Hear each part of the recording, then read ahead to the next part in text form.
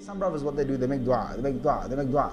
And Allah's Messenger sallallahu alaihi wasallam said, Allah, He loves it or He accepts his dua of his servant, مَا لَمْ يَسْتَعْجِلْ, as long as that servant hasn't become hasty. This is a hadith, I think in either Tirmidhi or Abu Dawud, one of the two. So the Sahaba said, Messenger of Allah, how is the person hasty? So here the Rasulullah sallallahu alaihi wasallam, he said what?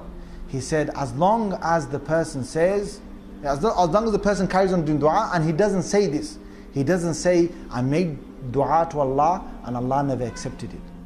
That's being hasty. You start saying, I made dua to Allah so many times and this dua never got accepted. Who are you? Who are you? Because Allah Azza wa Jal does three things for you in return of the dua that you just made. One of three things. One of three things He will do for you. Number one, either Allah will give to you what you just asked for. Number two, you didn't get what you asked for, but Allah will give you something in return of that. Something else in return. Oh, He will save you from an affliction. He'll save you from an affliction. You didn't even know it. You made dua that, oh Allah, please, please. Oh Allah, I want this thing, and I want this thing or this job. Oh Allah, I want this job. Oh Allah, I want this job. You're making that dua. Allah never gave you that job for whatever other reasons as well. But what He did is He saved you from another musibah somewhere else because of that dua, or He gave you some other thing. It might not even be a job. It might be something else Allah gave you.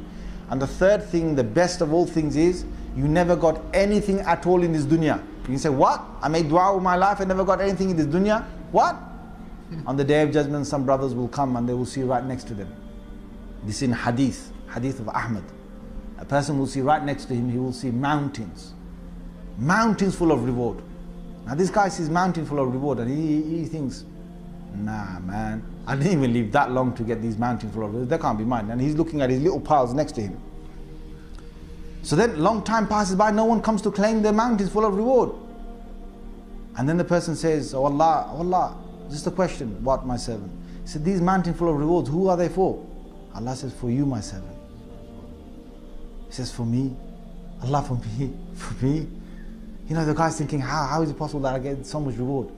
Allah says, my servant, you were in the dunya, while you were in the dunya, you used to make dua to me. I never accepted your dua. That dua you used to make to me every single day. Every day you used to make dua to me. I never accepted it. But what I did in return is I gave you reward.